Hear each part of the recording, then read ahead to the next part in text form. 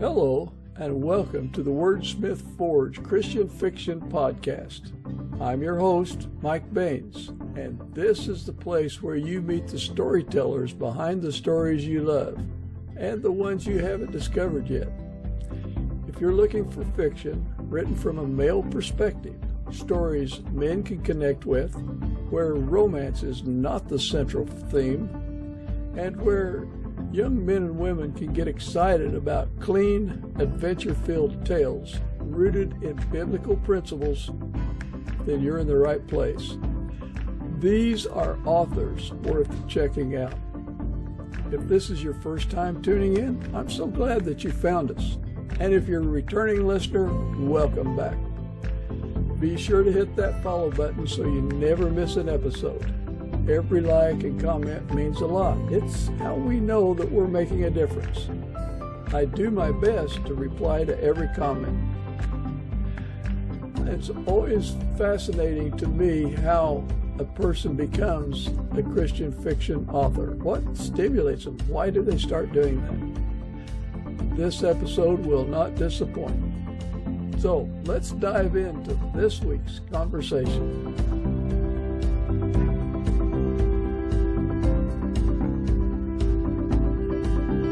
Well, Steve, I'd like to welcome you to the Wordsmith Forge Christian Fiction Podcast. And if you don't mind, would you introduce yourself to our audience? Sure, I'd be glad to. My name is Steve Forsythe. I live in East Liverpool, Ohio, but spend a great deal of my time at a church that I pastor in New Brighton, Pennsylvania. And really? So, I shouldn't admit this on camera, but 68 years old. And so, finally getting around to some of those goals in life that you want to get to. It seems like a lot of us didn't start writing our books till we were older than you, Steve. And there's a difference between start writing and ending up in print. I think probably for many of us, because I probably started writing about 40 years ago, but they were just stories for my children. That my children didn't find out until years later that I wrote these stories and kind of illustrated them with clip art for them because I was too broke to buy them a lot of other stuff. And so it was like, here, I wrote you a story. I understand how that goes. You say you're living in Liverpool, Ohio. East Liverpool, yes, sir. Yeah. Have you always lived there? No. Matter of fact, when we went to buy our home here, I had the lady at the bank convinced that I was in the witness protection program, and my wife punched me in the leg, and she said, he's a preacher and a liar. But being in ministry, we've lived in Pennsylvania, planted a church in Alabama, ministered in Georgia, West Palm Beach, Florida, up in Illinois, and then about 25 years ago came here and decided to kind of, until retirement time anyways, put down roots and make this home. Interesting. Yeah, you've kind of been around the country quite a little bit. A lot of what we've done. One time we planted a church from nothing. The other times I have been with two different denominations, but my role has been going into churches that are on sharp decline, getting them healthy, and then once they're healthy, then I would move on to the next disaster site, and the church would be healthy enough that a pastor could come in and kind of take it from there.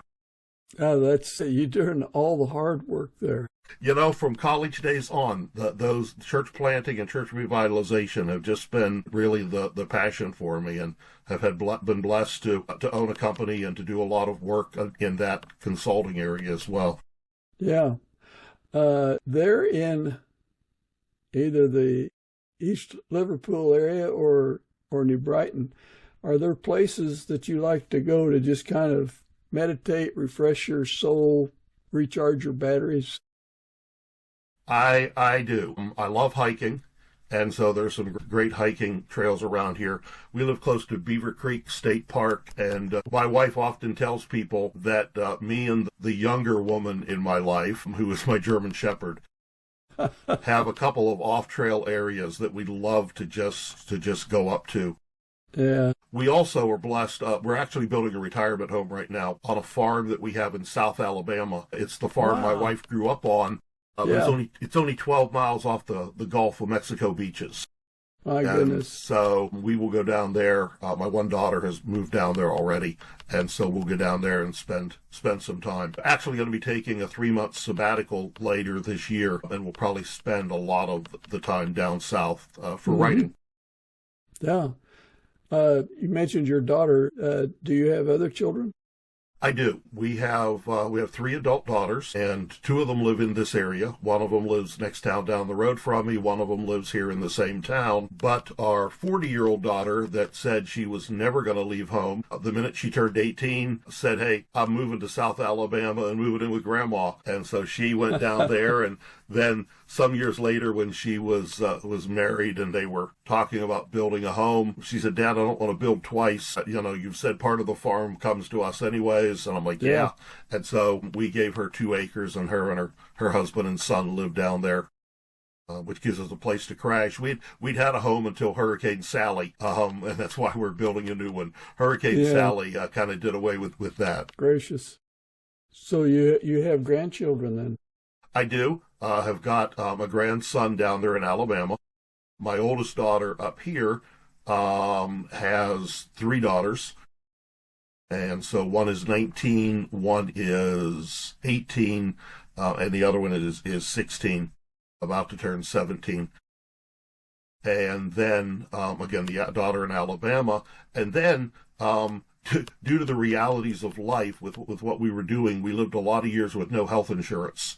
And so there's a big gap between child 2 and child 3. And so our daughter Emily is younger. And so River, who will be here with me after a while today, will be turning 1 in a couple of days. And Evie turned 4 just earlier this week.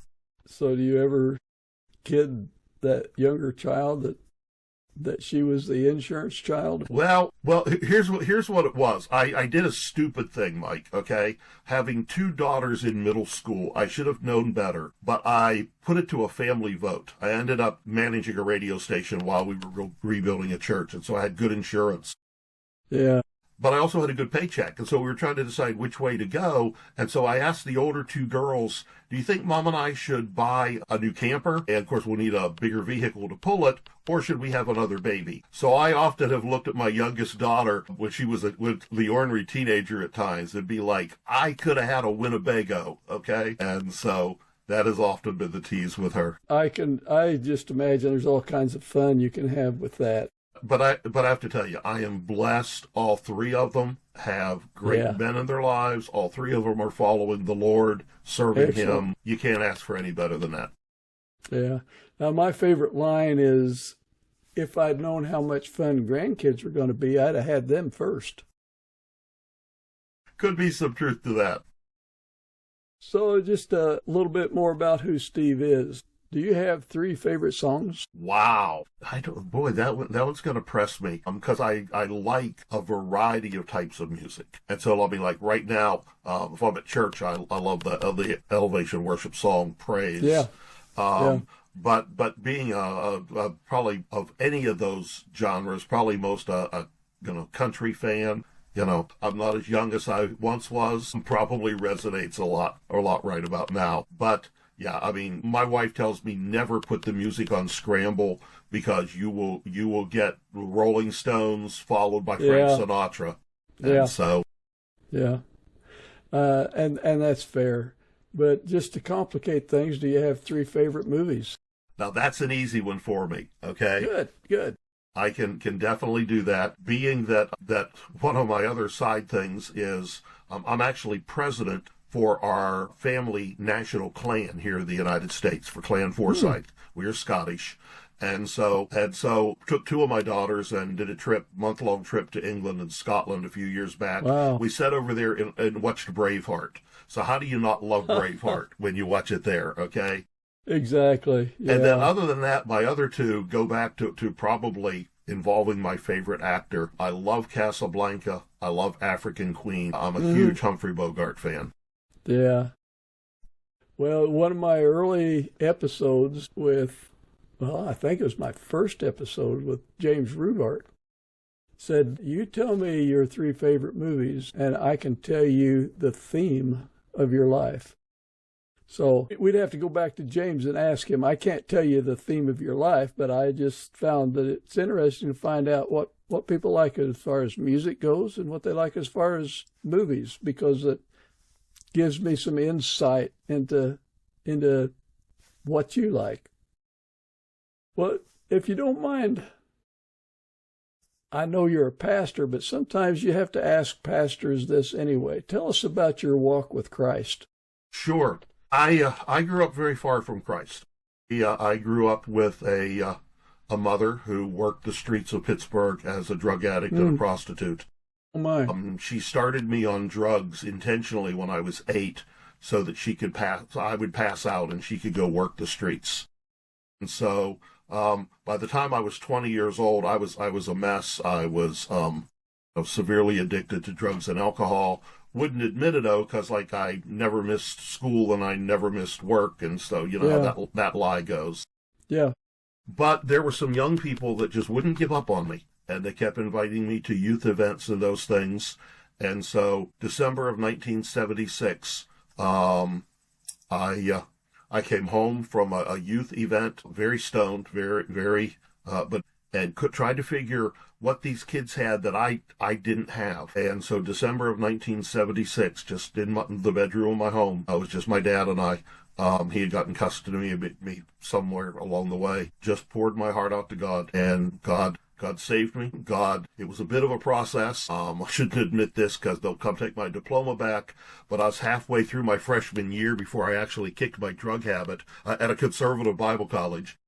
Yeah. But I was working at it. But it was not too long after I had accepted Christ that summer that I just felt him saying, okay, you should be dead by the time you're 30 with the life you're living. I want the rest of your life. And that's when I decided to answer the call to go into full-time ministry. Went off to a small private Bible college in Georgia. Wasn't real interested in English class, but I was real interested in this little brunette in the front row. And 2 days ago, we just celebrated our 46th wedding anniversary. Excellent, excellent. What stood out there is you said you were working at it. And isn't that where we're all at? I mean, if we ever think that we're done working at it, we're lost. We're in trouble.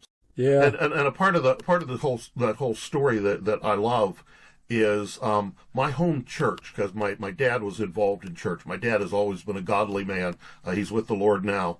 But Dad, when he first got custody of me, it's like, yeah, you'll be in church Sunday morning, Sunday night, Wednesday night, youth group, and they had a men's prayer meeting that at this point now has met every Saturday morning for over 70 years. And there was a man. His name was Bob Jones. He walked into that prayer meeting one day and said, God has told me that we need to pray Steve Forsythe into the ministry. And the pastor, who became a lifelong friend of mine, he said, you mean drug addict Steve Forsythe? And Bob said, listen, all I can tell you is what God's told me to do. We're going to pray him into the ministry, and God will take care of the details. Wow. What is Jeremiah 29? I know the plans I have for you. Yeah. Yeah. That's powerful, Steve. And true. For you, for all of us. Yes, sir. We have to wake up to that. Oh, well, I could end this interview now. And I could just leave it on that note. I'm still working on it. Exactly. I think that's good. On my teleprompter, it says, what sparked your coming to write Christian fiction, and why do you stick with it? I could almost answer that for you, but what's your answer to that?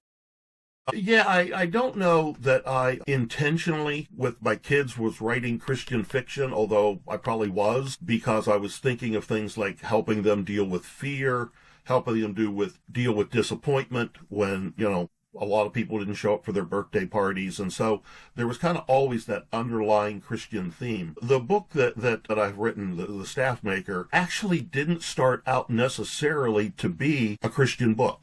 Doing church redevelopment and that I like to do often means I still have to find a way to pay the bills. And so for 13 years, I taught in several school districts. And so I was teaching a class of juniors and seniors called Your Life as Fiction. And it was to teach them how to use real life scenarios, but to write fictional stories about it. And I don't know if they were slow learners or if they just had a horrible teacher, but they weren't getting it. And so I started writing an example for them. And so as I started to write this example for them, it started the life of this character, and I would tell them, okay, this was for real, this was fiction. This is a composite of a group of people. And so finally they started to get it. And I'm like, that's great. And so every Monday morning, I used to start off by reading to them what I'd written to kind of as an example. And so I walked into class and I'm like, all right, guys, time to start another week. Open your Chromebooks. Let's get to work. And they're like, wait. What happens with Luke? And I'm like, oh, no. I said, that was to convey a message to you. And they're like, no. Okay. They said, you got 1 week. Okay, I'm the teacher. They're like, you got 1 week to bring us the next part of this story. And so I came home and I started, do I just do it, not do it? I mean, I love writing. And then I got realizing God handed me the opportunity to teach these 19 kids some principles that would change their life. And so I started then to interweave 16 key principles into this book that I really just wanted to ingrain into the hearts of these kids, because a lot of them didn't have a male role model. Some of them, there were a couple of them, I'm like, so what are you going to do after high school? And they're like, nothing. Yeah. I'm like, what do you mean nothing? They said, they're like, Mr. Forsythe, nobody in my family works. I can't think of a single family member that works. And that's the kind of community that I live in. The largest heroin distribution house is right next to my wife's church, because she pastors a church still here in town. And I mean, but these are the folks that we love, maybe because I was one of those kids. Yeah. And so that's when it's like, okay, you know what? If I'm going to put the effort into actually writing a full-blown book, what do these kids need to hear to take with them into life? And so that was the motivation. Yeah. Surprise. You had been prepared to do that very thing. We had. Actually, when we first moved to town here 25 years ago, 3 of us were totally insane. We second mortgaged properties we owned. We bought an old nursing home building across from City Hospital and opened a 40-bed inpatient, faith-based, but still state-licensed drug rehab program for teenagers. And so we'd have kids court-ordered to us for a 4 to 6 month stay. And we did that for 8 years until some of the grant funding and that ran out. Became the 5th largest drug rehab for teenagers in Ohio, the only one that would take pregnant girls. And so yeah, I mean, God, every step along the way had been preparing for this moment in time. Now, that's so alien. How can you care about a girl that is a drug addict and not care about her unborn baby? This is going to comes out as a drug addict. Well, I won't lie to you. Working with the girls was harder than working with the guys. Okay, it really was. The guys would throw fists and it would be over with. Yeah. The girls, it would brew for months. And so a lot of facilities weren't taking girls, but when you added to it the complications then of the medical care for pregnancy and those type things. But again, I mean, does God not have this all worked out? The medical doctor that we use, who's my doctor, plus another doctor who was in my church, and the head of the psychiatric department for the county, all 3 are like rock solid Christians. And so we were able to get them to say, look, this girl may not have state funding, but she'll have care. And so we couldn't have done it without some amazing people that came alongside of us. Yeah. So as you're writing, was there ever a moment when your faith kind of collided with your writing in a way that changed your story? Yeah. Because it came down to, how do I instill these principles without sounding so preachy, so pious, that it just immediately closes people off. Because I'm going to be honest with you. I mean, I've started some Christian fiction books, and I'm just like, I kind of know where this is going to end. And and they didn't hold my attention. And I knew with these kids, I mean, they knew where I stood. We'd get into discussions on the Bible in class, and as long as they started the conversation, it's legal. And so it was fine. But how do I convey these things without necessarily coming out saying, yeah, you're messed up, you need Jesus, dude, Yeah. And so, it did become that conflict. It's like, I wanted to be a little more preachy, but I didn't want to lose the audience. Trying to write things that someone won't just close the book and say, well, that guy's off. It's very difficult. And, well, my next question is, how do you balance gritty realism with staying true to the gospel? It's just, our biblical standards that we want to involve in our fiction, but we also talk about real life things such as addiction. Yeah, I think sometimes, at least in my mind, phrasing can become very important. Like, I wanted to tell these kids, I mean, really, guys, look, I can teach you all the right grammar. I can teach you all the ins and outs of writing that you need. But if you don't have Jesus, your life's gonna crash. But how do you say that? And so, in the book, Luke lays out 16, actually, he doesn't lay out, he learns the hard way, 16 principles. But the 13th one is to keep from getting lost. You have to chart your life by the North Star. Yeah. With North and Star both capitalized. That then lets you build, into the kids, because they ask questions. What do you mean by North Star? Yeah.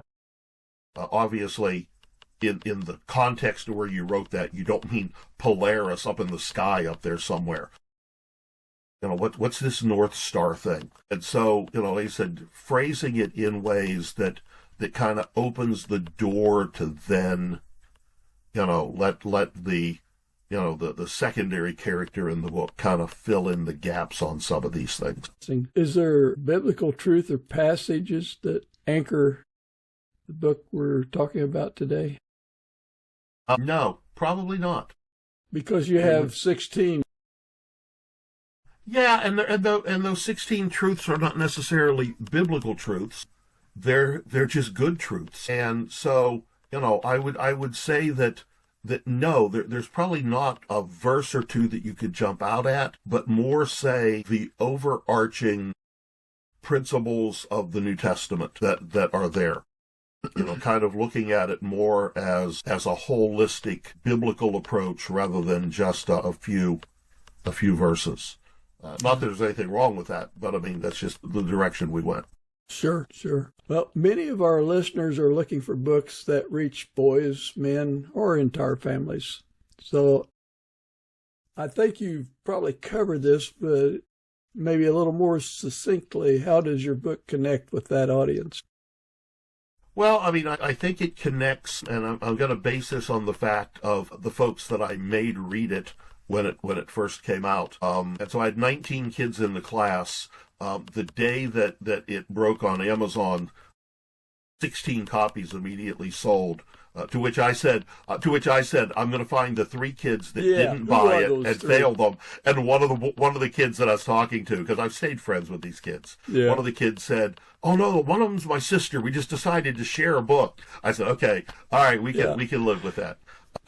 But I mean, I think the thing that kind of makes it with this universal appeal, having my daughters read it, having, other pastors read it, having these students read it, is the fact that it was written kind of in a fun style. And so, there's a uniqueness to the book that as you're looking to say, what is factual, what is fiction, there are, there's many characters in a book, but there are 2 main characters.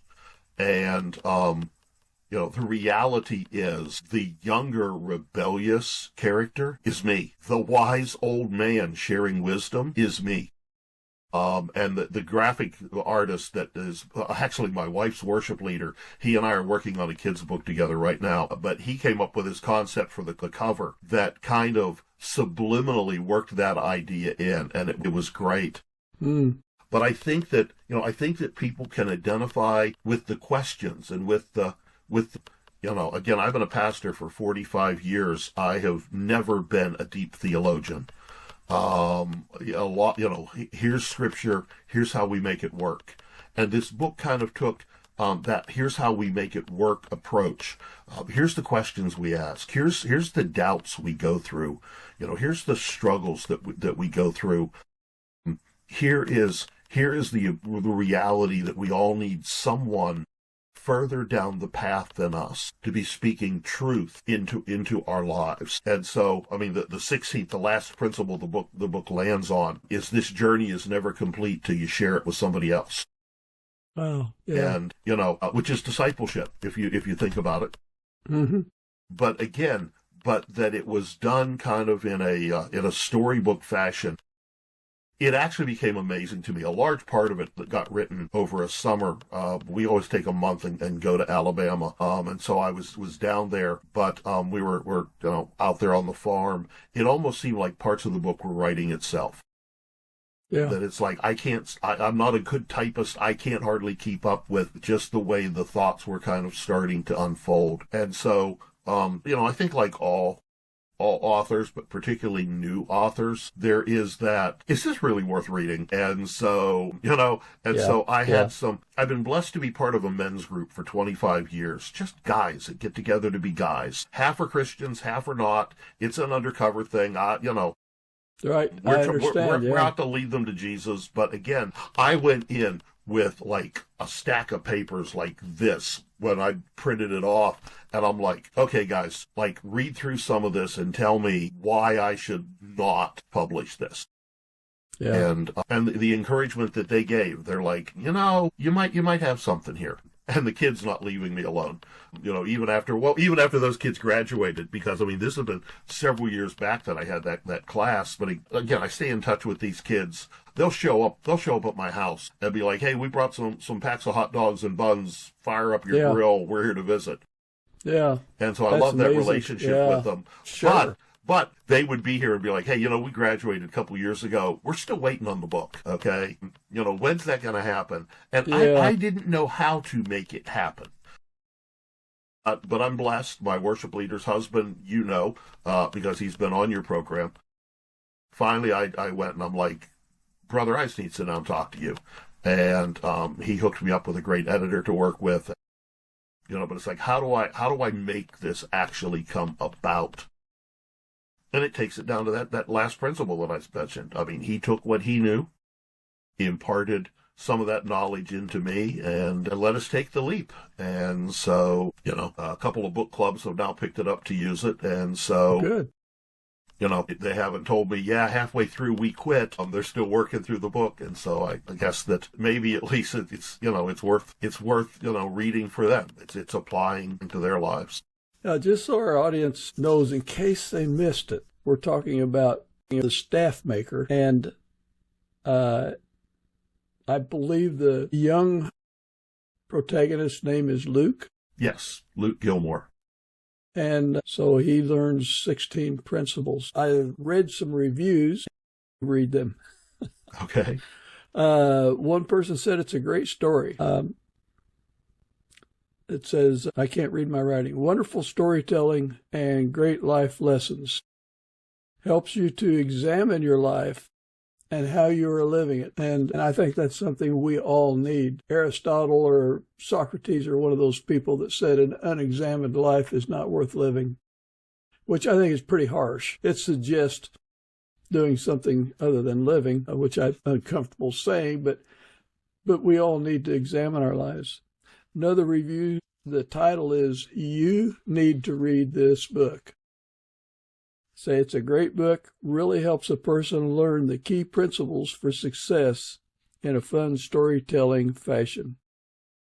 And that person is getting a copy for each of their adult children.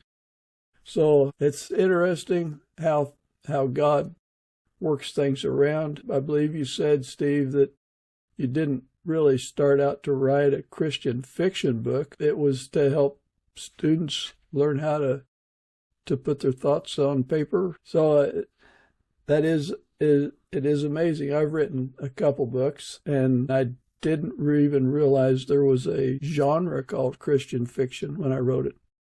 So I think if you are a Christian, any book you write is going to be a Christian, any fiction book you write is going to be a Christian fiction. And you can tell a book that's not written by a Christian. You know, an author has a publisher, maybe, but an editor, hopefully, the ARC readers, people that read it.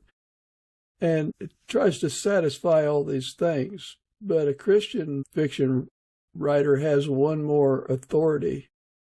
Whether he acknowledges it or not, he's confined by it. And you can't be a Christian and write books that don't have Christian principles to them. I would agree. And even before I knew that this was going to end up being a completed project, there was, if this phrase makes sense, a beautiful heaviness every day with that class, knowing God has entrusted something very precious to me here. He has entrusted me with 19 of these kids. Yeah. That what am I going to do with this opportunity? Of course, I viewed that the whole way through school teaching. Just, again, God, the way he works it out. When I had my drug center, a guy walked in my door. He said, I hear you need to hire a teacher. Hire me. I'll be the best teacher you've ever had. Well, he must not have lied, because he went on to be assistant principal at one of the schools that I taught at. Then the school that I primarily taught at, he became the principal, and he's now superintendent of schools. Wow. And he would come to me and say things like, listen, I know you're not going to break the law, but I know you're going to bend it to look like a pretzel. When you're leading kids to the Lord, would you close your office door so that I don't have the union all over me? And I'm like, yes, sir, not a problem. Yeah. And so, I mean, it becomes, what are we entrusted with? And what are we going to do with that? And I think that goes far beyond writing. Yeah. Oh, it does. It does. It's our everyday life. Was there any part of that book, The Staff Maker, that was difficult to get just like you wanted it? Yeah, probably the whole thing. But I mean, there was a part, probably about 2/3 of the way in, that I'm like, okay. I mean, I think maybe I've become a little repetitious. I think maybe I've hung out on this point a bit too long.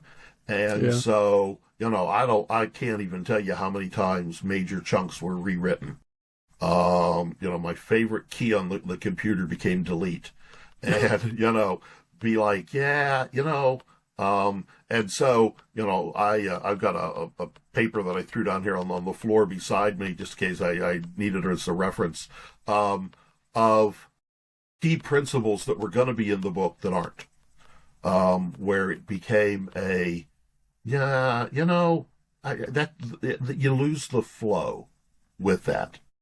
And so, I had those type of areas that I had to keep working at, to keep going back to. And then, of course, the age-old question, how do you land this plane? Yeah. Where does this book end? And I've had some folks ask me, they're like, so are you planning a sequel to this book? Yeah. And I've told them, I really can't figure out where to go on a sequel, but I've started to outline a little bit of a prequel, maybe leading in. I mean, what folks will not know, is that, along with Luke that you had made reference to, is this, this individual that everybody locally knows, but nobody really knows his name. And they call him the Staff Maker.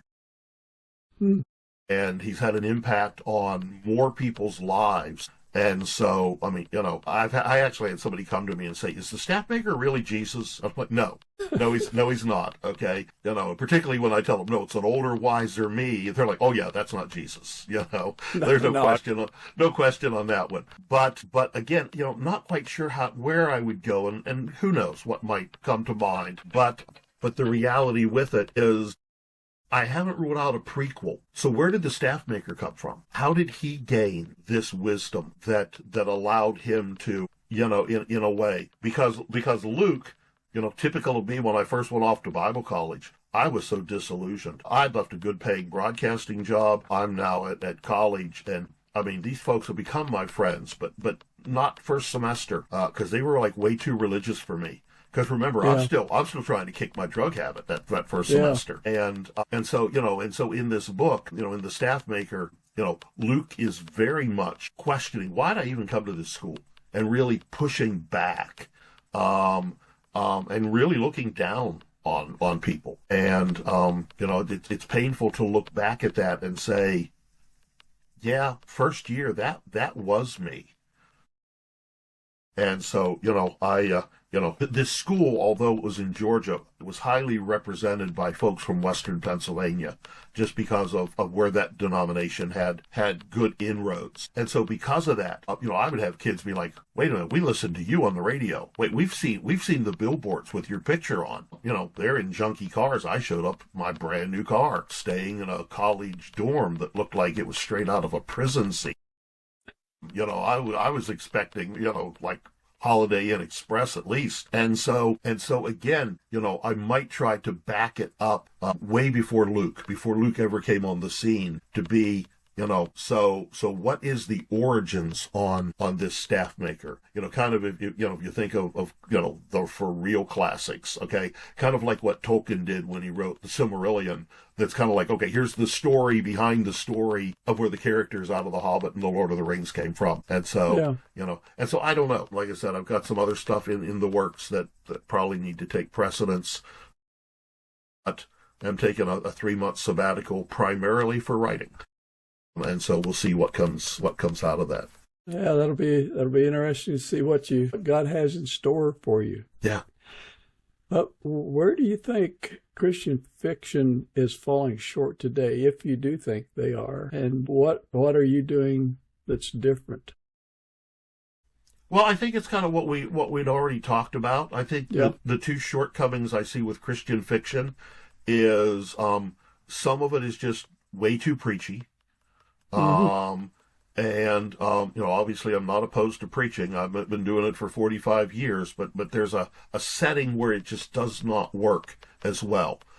And so, like, when I'm invited in to do, like, a baccalaureate or something at a school, I'm more storytelling and wrapping the storytelling into Jesus. And so I see that. I also see a lot of it is just so predictable that it's kind of like you're halfway through the book and you're like, okay, so these 3 guys are going to get saved and everybody's going to live happily ever after. Yeah, yeah. And so, I just see those as some shortcomings. And so, I'm hoping that folks see what I tried to write into this, and that is a few twists and turns that people maybe didn't see coming. The hardest test of this thing was once it was in print, because my wife chose that she was going to wait until this was a finished product. And so we go to bed every night, and my wife would be reading. And, I mean, I'll go to bed and read for an hour. She'll go to bed and read for like 15 minutes. And so it took her a while to get through this. And I'm laying there trying to act like I'm not paying attention to her, trying to, like, out of the corner of my eye, be watching for, like, what's her reaction to this. And then, like, every couple days, I'm picking up her copy of the book, looking to see where the page marker is, saying, oh, she hasn't got to that yet. Yeah. And so, she has told me. And a couple of things, because again, it is set kind of in our college days as that scenario thing. She's like, did that really happen? I'm like, no. Okay. I don't remember that person. And I mentioned 3 people, and I said, they're kind of a composite of those. But she said, there were a couple places. I'm like, where's he going on this? And she said, then it was like, you rounded a corner and it's like, okay, the light came on. And so, that was something that I was intentionally shooting for, to try to stay away from the predictability of. Was there a Christian author that helped shape you early on? Yeah. No, you okay, go ahead. Yeah. Well, first off, I mean, reading has always been a thing. My older sister was 13 years older than me, and when life was falling apart, she tried to step in. And her whole thing, she got me reading biographies and the classics. And I love to tell people this because they think my sister must have been a horrible woman. But if I would read the classics, she bribed me with cigars. And then after people give the shocked look, I'm like, no, they were yellow, they were banana flavored, they were bubble gum. I loved them. And so she would go buy out all the banana ones for me. But I mean, so she got me reading, and I read 85 to 120 books a year. I mean, that's just my whole thing. I have a book with me everywhere I go. And so, I mean, some of the older classic authors, yes, but if you were to say, like, who's your favorite living author, it's an individual by the name of Andy Andrews. And Andy Andrews has tried his hand at comedy. He has been a motivational speaker for a lot of big companies, but he wrote some books that I probably stole his style from a bit.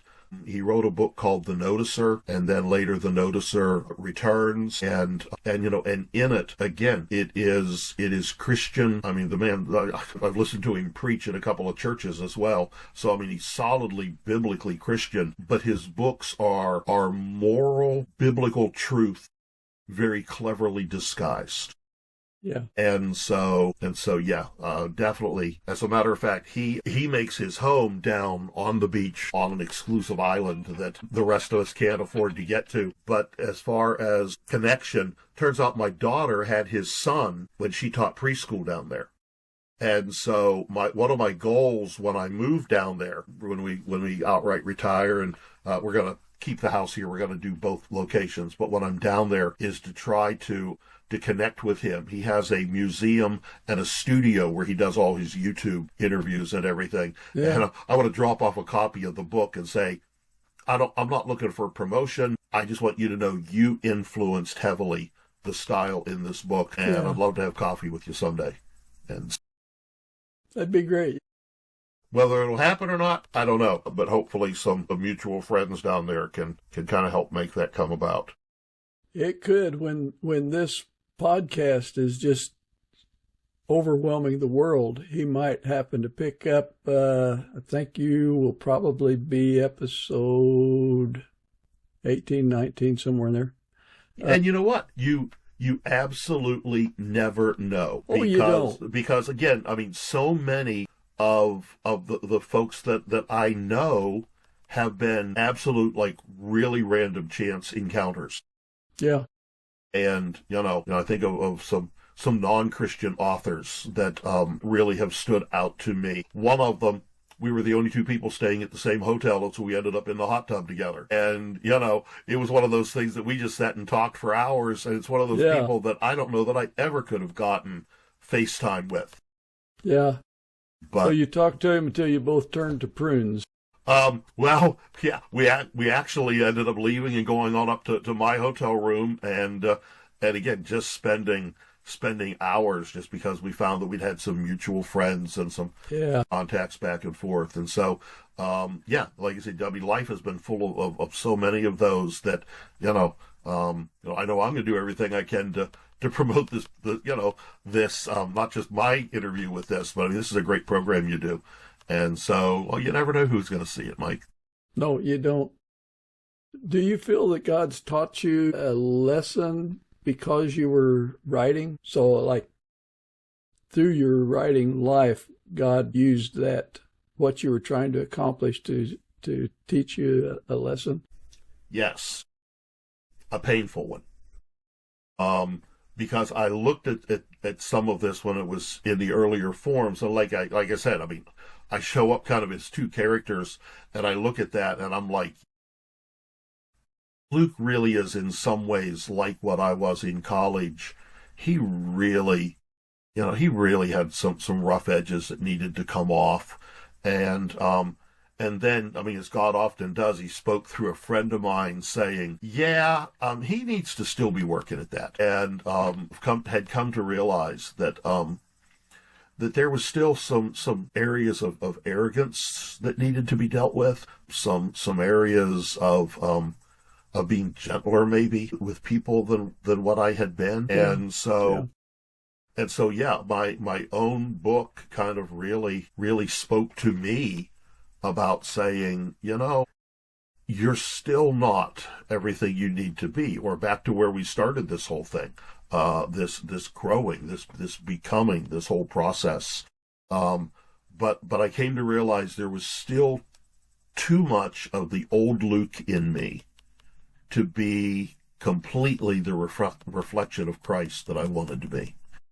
And so, still working on some of that, buddy. Still working on some of that. We all are. But it made me make Yeah. Well, do you have one sentence to convince a skeptical man to read your book? You will think of things that you never knew you should have thought of and say, this really could change my life. There would be my sentence. Yeah. Excellent.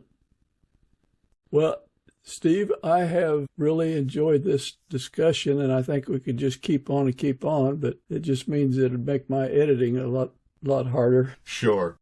Well, Mike, I appreciate your time. I again appreciate the open door to be able to share the story behind the story. Would you mind if we had a word of prayer? I would love that. Heavenly Father, I just thank you for the opportunity you have given me to talk to people like Steve. And thank you for the Christian fiction authors that have taken their faith and put it down on paper to share with others.